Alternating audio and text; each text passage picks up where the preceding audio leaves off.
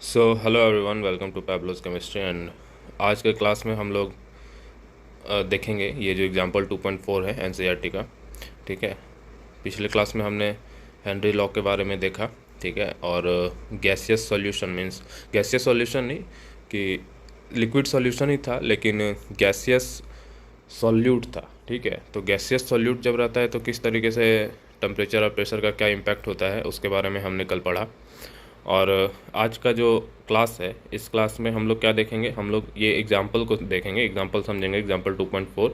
और इसके बाद कुछ एप्लीकेशंस हैं, हेनरी लॉ के कुछ एप्लीकेशंस हैं, उनको देखेंगे। और उसके बाद ठीक है, उसके बाद हम देखेंगे कि लिक्विड सॉल्यूशन में जब सॉल्यूट लिक्विड होता है और वोलेटाइल होता है तो किस तरीके से वो बिहेव करता है। ठीक है, तो चलिए let get started. Okay, example 2.4 में क्या बताया हुआ है। एग्जाम्पल 2.4 में बोला है कि if N2 is bubbled through water at 293 kelvin. ठीक है, 293 केल्विन में नाइट्रोजन गैस को वाटर में मतलब बबल कर रहे हैं। How many millimoles, moles नहीं है, मिली मोल्स है। ठीक है, of nitrogen gas would dissolve in 1 litre of water, मतलब 1 लीटर पानी में कितना नाइट्रोजन का मिली मोल डिजॉल्व होगा। ठीक, एज्यूम क्या करना है कि N2 एग्जैक्ट है partial pressure of 0.987 bar, given that Henry's law constant for N2 at 293 Kelvin is 76.48 kilo बार। ठीक है, तो यहाँ पे हेनरी लॉ कांस्टेंट का आपको जो है वैल्यू दिया हुआ है। ठीक है, पार्शियल प्रेशर भी दिया हुआ है। तो आपको सबसे पहले यार यूनिट सबका सेम रखना पड़ेगा। ठीक है, हेनरी लॉ कांस्टेंट का आप देख रहे हैं यहाँ पे यूनिट किलो बार में है, और जो प्रेशर है उसका यूनिट क्या है, बार में है। ठीक, तो सिंपल जो फार्मूला था अपने पास, प्रेशर इक्वल टू के एच इंटू मोल फ्रैक्शन, क्योंकि मोल फ्रैक्शन यहाँ किसको डिनोट कर रहा है, सॉल्युबिलिटी को। तो आपको सबसे पहले सॉल्युबिलिटी कैलकुलेट करना है। सॉल्युबिलिटी यदि आप कैलकुलेट कर लेंगे तो आपके पास मतलब मोल फ्रैक्शन कैलकुलेट कर लेंगे तो सॉल्युबिलिटी आ जाएगा। तो यही इस एग्जांपल में क्या किया है, सबसे पहले मोल फ्रैक्शन कैलकुलेट किया है कि mole fraction of nitrogen equal to pressure या फिर पार्शियल प्रेशर ऑफ नाइट्रोजन, जो कि दिया हुआ है बार में 0.97 बार, और हेनरी कांस्टेंट से उसको डिवाइड कर दिए। तो हेनरी कांस्टेंट किलो बार में था, तो इसलिए इसको 1000 से मल्टीप्लाई किए यहाँ पे, तो 76.48 किलो बार क्या हो जाएगा, 76,480 बार। अब जब इसको डिवाइड कर रहे हैं तो अपने पास क्या आ रहा है, अपने पास मोल फ्रैक्शन आ जा रहा है जो कि 1.29 इंटू 10⁻⁻5 आ रहा है। ठीक है, ऑफकोर्स यहाँ पे जो मोल फ्रैक्शन होता है वो यूनिट लेस क्वांटिटी होता है, क्योंकि मोल फ्रैक्शन क्या है यार, मोल फ्रैक्शन रेशियो है ना, तो रेशियो का कहाँ यूनिट होता है, समझ रहे हो बात। अब क्या है कि as a litre of water contains 55.5 mole of it. ये चीज़ तुमको सोचना है कि जब 1 लीटर वाटर लेते हैं तो उसमें कितना मोल होता है, 55.5 होता है। ठीक है, क्योंकि वाटर में यार वाटर का डेंसिटी हम लोग 1 मानते हैं, तो 1 होने से क्या होगा कि जितना उसका लीटर, जैसे 1 लीटर बोल रहे हैं तो 1 लीटर का मतलब क्या हो जाएगा, उसमें 1000 ग्राम वाटर है। तो 1000 ग्राम वाटर को यदि तुम डिवाइड करोगे, ठीक है, किससे डिवाइड करोगे, उसके मोलर मास से, जो कि 18 होता है, तो 55.5 आ जाएगा। समझ रहे हो बात। बोलने का मतलब क्या है कि मोल कैसे निकालते हैं, मोल हम लोग कैलकुलेट करते हैं given mass by molar mass. तो गिवन मास वाटर का 1000 हो जाएगा, 1 लीटर वाटर का 1000 ग्राम हो जाएगा, और उसको हम लोग डिवाइड कर देंगे 18 से, तो जो यहाँ पे मोल आएगा वो 55.5 आएगा। तो ये नहीं सोचना कि ये 55.5 कैसे आ रहा है, बात समझ रहे हो। ठीक है, तो ये हो गया। इसके बाद यहाँ पे जो आपका वाटर का मोल आ गया, तो यहाँ पे फिर देखिए मोल फ्रैक्शन, मोल फ्रैक्शन आपको पता चल चुका है, तो एक कंपोनेंट का मोल आपको पता चल गया है। ठीक है, जिसको हम वाटर है जो, जिसमें मतलब सॉल्वेंट का आपको मोल पता चल गया है, तो 55.5 मोल है। दूसरे वाला जो सॉल्यूट है मतलब नाइट्रोजन, उसका हम लोग मोल फ्रैक्शन n मान लिए। ठीक है, तो मोल फ्रैक्शन का फॉर्मूला क्या होता है, mole fraction of solute divided by sum of mole fraction of solute plus solvent. तो सॉल्यूट का मोल फ्रैक्शन हम लोग n मान लिए हैं, अब यहाँ पे उसको n प्लस 55.5 कर लिए। ठीक है, तो यहाँ पे जो n प्लस 55.5 है तो उसको देख रहे 55.5 ही हो रहा है। मतलब समुद्र में यदि आप 2 चम्मच चीनी डाल ही देंगे तो क्या पानी तो मीठा नहीं हो जाएगा ना, समझ रहे बात। उसी तरीके से यहाँ पे यदि 55.5 में यदि आप एक स्मॉल क्वांटिटी n को ऐड करेंगे तो वो रहेगा उतना ही, समझ रहे। डेसिबल में कहीं पे जाके चेंज होगा, इसलिए इसको 55.5 ही रहने दिया, और फाइनल जो रिजल्ट आया आपका n divided by 55.5 equal to जो मोल फ्रैक्शन यहाँ पे आया था, उसी मोल फ्रैक्शन को यहाँ डिनोट कर दिए। ठीक है, ये वाले मोल फ्रैक्शन को 1.29 इंटू 10⁻⁻5। अब यहाँ से n का वैल्यू कैलकुलेट कर लिए। जब n का वैल्यू कैलकुलेट कर लिए तो जो आंसर आया है वो आपका किस में आया है, मोल में आया है। ठीक है, मोल में आया है 7.16 इंटू 10⁻⁻4। ठीक है, तो 10⁻⁻⁴ मोल है, बट आपको क्वेश्चन में मिली मोल में पूछा था, तो मिली मोल में जब पूछा है तो 1000 से मल्टीप्लाई कर देंगे, ठीक है, तो मिली मोल में आ जाएगा, तो आंसर क्या हो जाएगा 0.716 मिली मोल, ठीक है। तो होप ये एग्जांपल आपको क्लियर होगा। अब हम लोग देखेंगे हेनरी लॉ का एप्लीकेशन क्या है। देखिए, Henry laws find a several application in industry and explain some biological phenomena, ठीक है। तो इंडस्ट्री में इसका एप्लीकेशन है और कुछ कुछ बायोलॉजिकल फेनोमिना को भी ये जो है एक्सप्लेन कर देता है, ठीक। तो पहला क्या है कि to increase the solubility of CO2 in soft drink and soda water the bottle is sealed under high pressure, ठीक है। तो आप देख रहे हैं कि जो कोल्ड ड्रिंक और ये सब का जो बॉटल रहता है उसको हाई प्रेशर में मतलब बंद किया जाता है, ठीक है। हाई प्रेशर में बंद करने से क्या होता है कि जो गैस रहता है वहाँ पे वो ज़्यादा मतलब टेंडेंसी शो करता है डिजॉल्व होने का वहाँ पे, क्योंकि प्रेशर हम लोग बढ़ा दिए। जब आप कोल्ड ड्रिंक का ढक्कन खोलते हैं तो साउंड आता है और उससे जो गैस वहाँ कंप्रेस है, ठीक है, वो बाहर निकल जाता है, समझ रहे बात। तो वही गैस का बाहर निकलने का साउंड आप सुन पाते हैं वहाँ पे, ठीक है। तो ये हो गया आपका हाई प्रेशर में बंद करने से क्या होता है कि ज़्यादा CO2 वहाँ पे डिजॉल्व हो पाता है। ये एक एप्लीकेशन हो गया आपका हेनरी लॉ का। दूसरा है यार स्कूबा डाइवर्स। स्कूबा डाइवर्स देखते हैं, डिस्कवरी चैनल में देखे होंगे, बतख के जैसा पैर लगा के पानी में कूद जाता है, समझ रहे हो, वो डीप सी में जाता है बहुत अंदर तक। तो जैसे जैसे अंदर जाता है तो क्या होता है, प्रेशर बढ़ता जाता है, पीठ के पीछे एक सिलेंडर टंगा हुआ रहता है, ठीक है। तो scuba divers must cope up with high concentration of dissolve gases while breathing air at high pressure under water, ठीक है। तो पानी के जैसे अंदर अंदर जा रहा है तो उसके ऊपर प्रेशर बढ़ता जा रहा है। अब प्रेशर बढ़ने से क्या होगा कि जो कंटेनर में उसका गैस है ना उसका डिजॉल्व होने का टेंडेंसी बढ़ जाएगा, और जो वो ब्रीथ कर रहा है ना उसमें ज़्यादा अमाउंट में सारा गैस क्या होगा डिजॉल्व मतलब जाना चालू हो जाएगा, ठीक है। तो इससे क्या होगा, increase pressure increase the solubility of atmospheric gases in blood, ठीक है। तो जो एटमॉस्फेरिक गैसेज है उसका ब्लड में उसका सॉलिबिलिटी बढ़ जाएगा।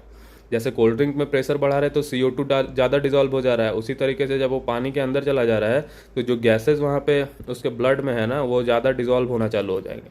लेकिन फिर अब क्या होगा, जब वो बाहर आना चालू होगा और प्रेशर क्या होगा डिक्रीज होने लगेगा, तो प्रेशर जब डिक्रीज होने लगेगा तो जो गैस पहले उतना ज़्यादा डिजॉल्व हुआ था वो अचानक से बाहर आने का कोशिश करेगा। जैसे कोल्ड ड्रिंक का ढक्कन आप उतना प्रेशर में बंद रहता है, उसको खोलते हैं तो अचानक से गैस बाहर निकलता है। सिमिलरली अब उसके ब्लड में सारा गैस घुल गया है, ठीक है, हाई प्रेशर के कारण। लेकिन अब क्या होगा कि वो गैस बाहर आना चालू होगा, जैसे वो पानी से बाहर आ रहा है तो प्रेशर कम हो रहा है, तो प्रेशर कम हो रहा है तो वो गैस बाहर निकलना चालू करेगा। तो इससे क्या होगा, this releases the dissolve gases and leads to formation of bubbles of nitrogen in the blood. मतलब उसके ब्लड में क्या होगा, नाइट्रोजन के बबल्स बनना चालू हो जाएंगे। तो इससे क्या होगा कि दिस ब्लॉक द कैपिलरीज, मतलब कैपिलरीज जानते हो, बाल से भी पतला वेन्स होता है। वेन्स क्या मतलब, जब तुम पढ़े होगे बायोलॉजी में 10th क्लास में कि आर्टरी है, आर्टरी का और बाइफर्केशन होता है, वो आर्टियोस बनता है, एकदम लास्ट में जहाँ पे गैसियस एक्सचेंज होता है उसको हम लोग कैपिलरीज बोलते हैं। वो बाल से भी पतला तुम्हारा वेन्स समझ सकते हो। तो वहाँ पे क्या होता है कि उसको ब्लॉक कर देगा, जो बबल्स है ना उस कैपिलरीज को ब्लॉक कर देगा, ठीक है।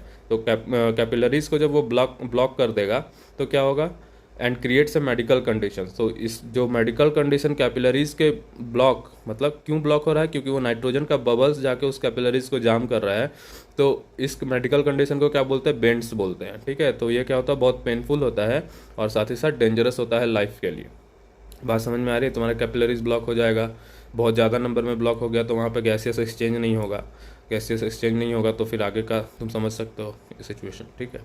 चलो इसके बाद आते हैं जो थर्ड एप्लीकेशन है।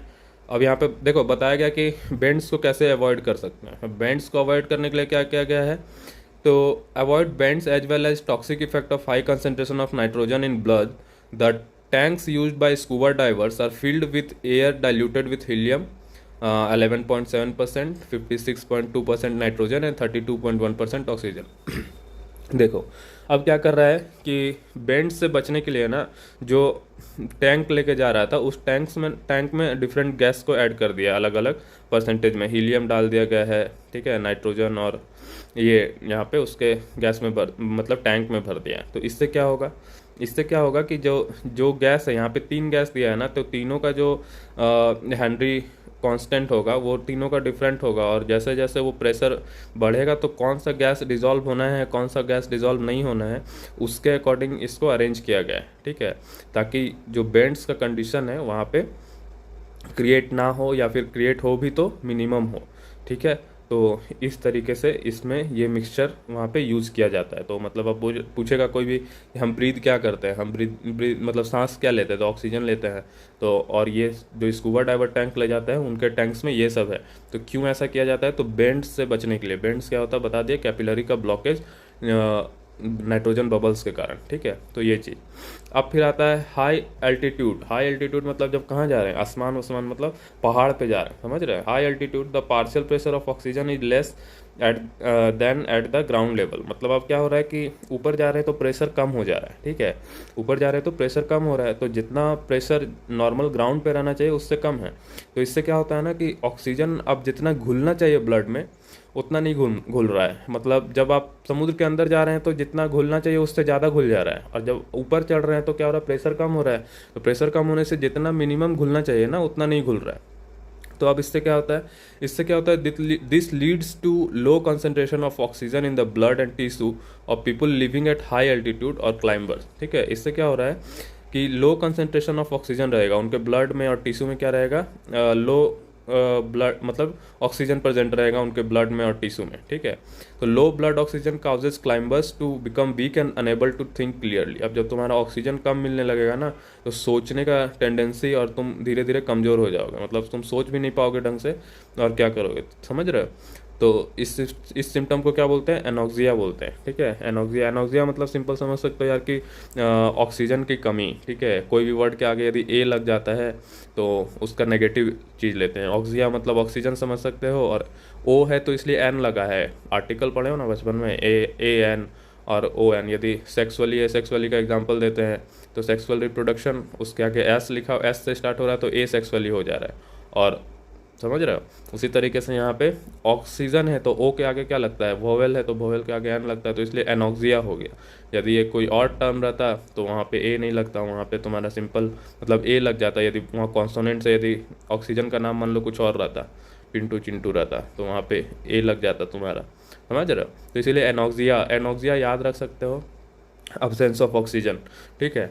तो ये चीज़ है। अब इफेक्ट ऑफ टेम्परेचर कल एक्सप्लेन किए थे कल के वीडियो में, आप देख सकते हो। अब यहाँ पे यार दो एग्जांपल्स दिए हुए हैं कि H2S मतलब H2S एक गैस है, ठीक है। अब ये गैस का स्मेल होता है सड़ा हुआ अंडा के जैसा, ए टॉक्सिक गैस है with rotten egg like smell, is used for the qualitative analysis, ठीक है। क्वालिटेटिव एनालिसिस में यूज किया जाता है। क्या होता है क्वालिटेटिव एनालिसिस, इसको जानने के लिए और दूसरा वीडियो देखना, फार्मेसी में बहुत यूज होता है ये सब चीज़।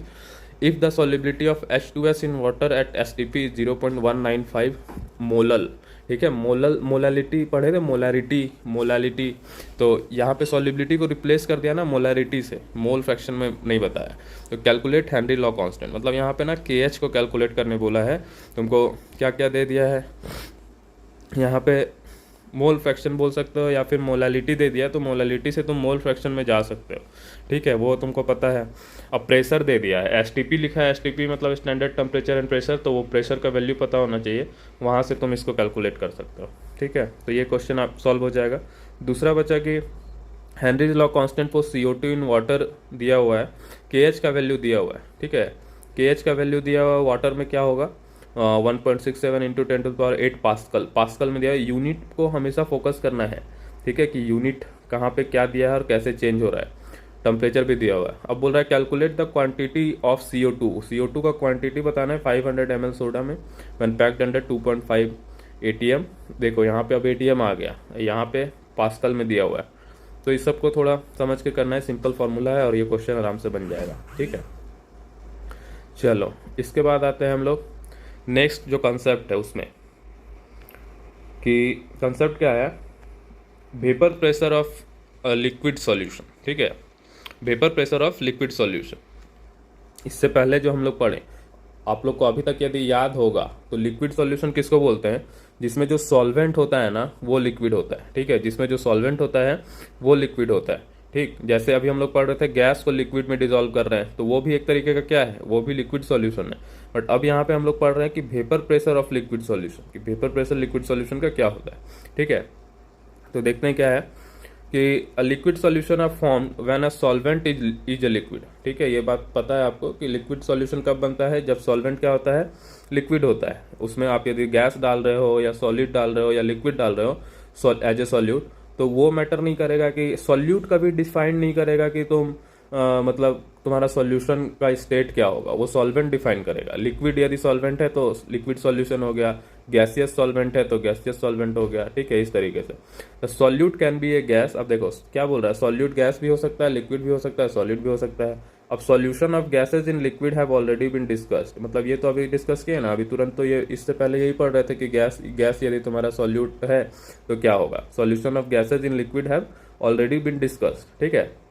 तो ये वाला जो सेक्शन है इसमें हम लोग क्या पढ़ेंगे, we shall discuss the solution of liquid and solid in liquid, ठीक है, कि सॉल्वेंट लिक्विड रहेगा, लेकिन सॉल्वेंट लिक्विड रहेगा बट जो सॉल्यूट है वो लिक्विड भी हो सकता है और सॉलिड भी हो सकता है। अब क्या बोल रहा है कि सच सॉल्यूशन में कंटेन वन और मोर वोलाटाइल कंपोनेंट, ठीक है। देखो यहाँ पे क्या बोल रहा है कि ऐसा सॉल्यूशन में क्या हो सकता है कि एक या एक से अधिक वोलाटाइल कंपोनेंट हो सकता है। वोलाटाइल कंपोनेंट यार जैसे पेट्रोल, किरोसिन, ये सब देखो ना, तो ये सब क्या है, वोलाटाइल कंपोनेंट। या फिर कोई भी चीज जैसे ओडोनिल लगा देते हैं घर पे रखते हैं तो वो वेपराइज होते रह रहा है, कैम्फर हो गया, ठीक है, तो ये सब क्या वोलाटाइल है कि जो उड़ रहा है, हवा में उड़ रहा है, ठीक है, इस तरीके से।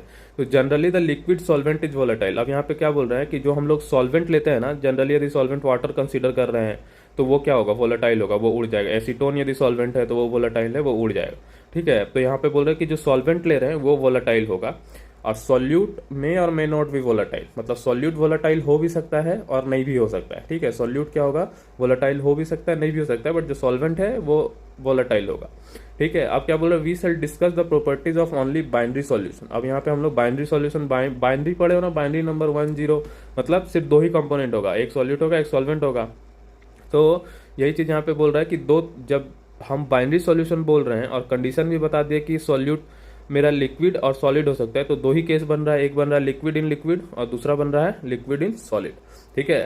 तो ये बात समझ में आ गई कि अब हम लोग इस सेक्शन में क्या पढ़ेंगे, लिक्विड इन लिक्विड, मतलब सॉल्यूट भी लिक्विड रहेगा और सॉल्वेंट भी लिक्विड रहेगा। और दूसरा क्या पढ़ेंगे, सॉल्यूट लिक्विड सॉलिड रहेगा और सॉल्वेंट क्या रहेगा, लिक्विड रहेगा। बात समझ में आ गई।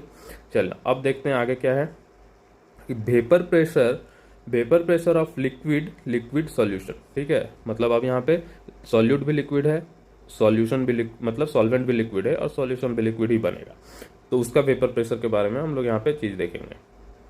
देखो इसमें क्या बता रहे हैं, देखो let us consider a binary solution, ठीक है। एक बाइनरी सॉल्यूशन लेना है जिसमें टू वोलाटाइल लिक्विड है and denote the components as 1 and 2, मतलब एक सॉल्वेंट है एक सॉल्यूट है, तो सॉल्यूट को 1 बता रहे हैं, सॉल्वेंट को 2 बता रहे हैं, और दोनों वोलाटाइल हैं, ठीक है। दोनों वोलाटाइल है मतलब दोनों का टेंडेंसी है कि वो इवापोरेट होगा, ठीक। अब बोल रहा है when taken in a closed vessel, क्योंकि उड़ जाएगा। जब मान लो तुम एक्सपेरिमेंट करने के लिए दिखाने जा रहे हो, ढक्कन बंद नहीं किया, वोलाटाइल है, तो दोनों उड़ जाएगा ना, इसलिए क्या बोल रहा है कि क्लोज्ड वेसल में ले रहे हैं, ठीक।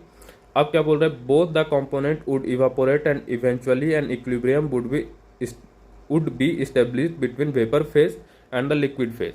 मतलब तुम सॉल्वेंट लिए और सॉल्यूट लिए, दोनों को एक कंटेनर में डाल दिए, ठीक है, दोनों को एक कंटेनर में फिल कर दिए और उसके बाद उसका कैप लगा दिए, ठीक है। मतलब देखो जैसे एक कंटेनर है, इसमें तुम एक सॉल्यूशन ऐड कर दिए, ठीक है, एक सॉल्वेंट ऐड कर दिए और दूसरा भी सॉल्वेंट इसमें ऐड कर, मतलब सॉल्यूट ऐड कर दिए, ठीक। इसके बाद क्या किए कि इसका कैप जो है कैप लगा दिए, ठीक है। अब क्या होगा कि दोनों इवापोरेट करेगा, ठीक है, दोनों क्या करेगा, दोनों इवापोरेट करेगा, ऊपर मतलब उड़ेगा, और ऊपर उड़ने से क्या होगा, ऊपर उड़ने के बाद ये अपना एक इक्विलिब्रियम इस्टेब्लिश कर लेगा, ठीक है, एक इक्विलिब्रियम इस्टेब्लिश कर लेगा। तो वही चीज़ यहाँ पे बोल रहा है कि क्या बता रहा है कि देखो the total vapour pressure at this stage be P total and P1 P2 be the partial vapour pressure, ठीक है, P1 P2 be the partial vapour pressure of two component 1 and 2 respectively. तो आप बोल रहे कि वेपर प्रेशर जो word हम use कर रहे हैं वो एक्चुअली है क्या, उसके बारे में हम बताते हैं, ठीक है। देखो वेपर प्रेशर के बारे में बता रहे हैं, एक सेकेंड, हाँ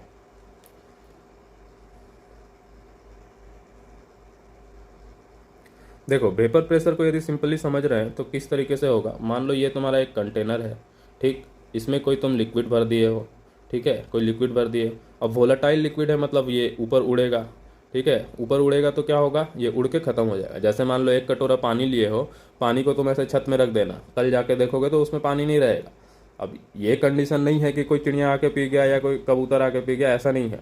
वो यदि तुम अपने रूम पे भी रख दोगे ढक्कन में ऐसे ही मतलब खोले हुए, तो क्या होगा, उसमें अपने आप मतलब वो इवापोरेट कर जाएगा। ठीक है, अब दूसरी चीज़ क्या है यहाँ पे कि इस तरीके से यदि एक कंटेनर लिए हो, इसमें क्या कर दोगे तुम, पानी है, अब इसका ऊपर से तुम ढक्कन क्या कर दिए, बंद कर दिए कि चीज़ बाहर न जा पाए, तो ऊपर से ये क्या होगा, इवापोरेट होगा। ठीक है, इवापोरेट होने के बाद क्या होगा, ये वापस नीचे आएगा, कंडेंसेशन होगा।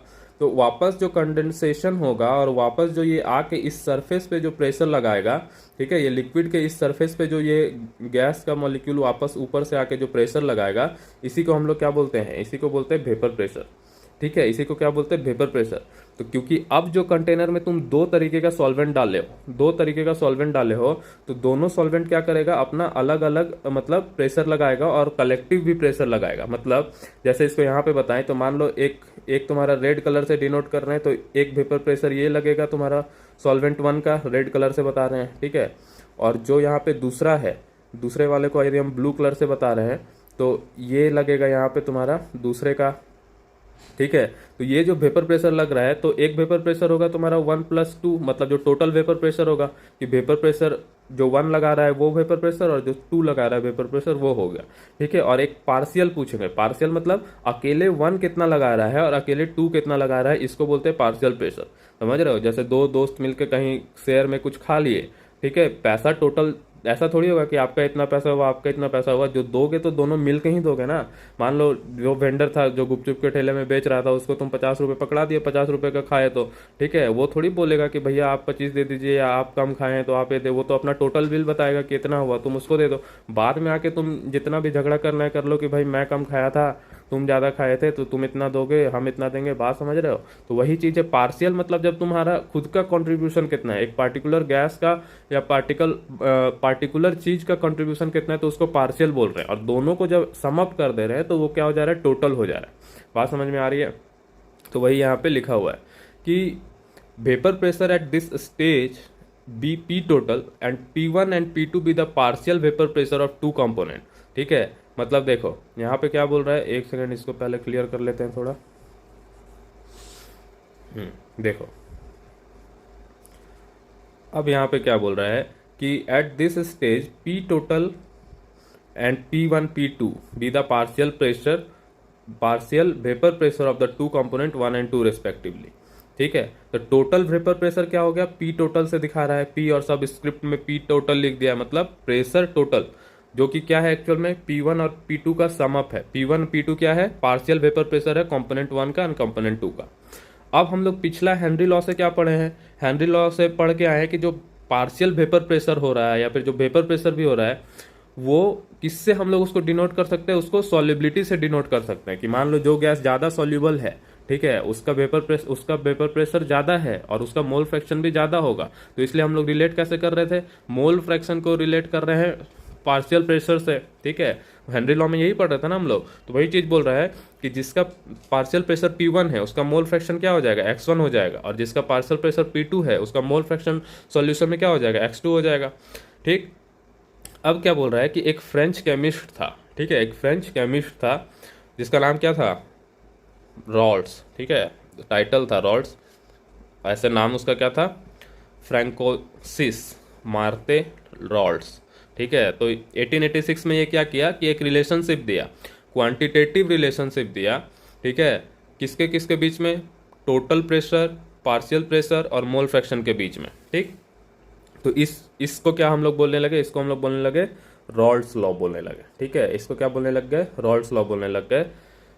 जो क्या बोल रहा है, रॉल्ड्स लॉ का स्टेटमेंट क्या होगा, for a solution of volatile liquid. ठीक है, वोलेटाइल लिक्विड का जो सॉल्यूशन है उसके लिए ये बोल रहा है कि द पार्शियल वेपर प्रेशर, ध्यान से समझना, partial vapour pressure of each component of the solution, partial vapour pressure of each component of the solution is directly proportional to its mole fraction in the solution. समझ रहे हो बात, मतलब क्या बोला, मतलब बोला कि जो पार्शियल वेपर प्रेशर है, ठीक है, partial vapour pressure each component, जैसे कंपोनेंट 1 एंड कंपोनेंट 2 था, तो कंपोनेंट 1 एंड कंपोनेंट 2 का जो पार्शियल वेपर प्रेशर है वो किसके डायरेक्टली प्रोपोर्शनल होगा, वो डायरेक्टली प्रोपोर्शनल होगा तुम्हारा उसके मोल फ्रैक्शन का, कि सॉल्यूशन में उसका मोल फ्रैक्शन कितना है। यही चीज़ तो हेनरी भी बोल रहा था, है ना। तो P1 is directly proportional to X1। इसी तरीके से कंपोनेंट 1 के लिए लिख दिया P1 is directly proportional to X1। अब कांस्टेंट का साइन को हटाने के लिए, मतलब प्रोपोर्शनल का साइन को हटाने के लिए एक वहाँ पे कांस्टेंट डालता है, जिसको हम लोग बोल रहे हैं कि P01। ठीक है, तो अब P01 को क्या बोल रहा है।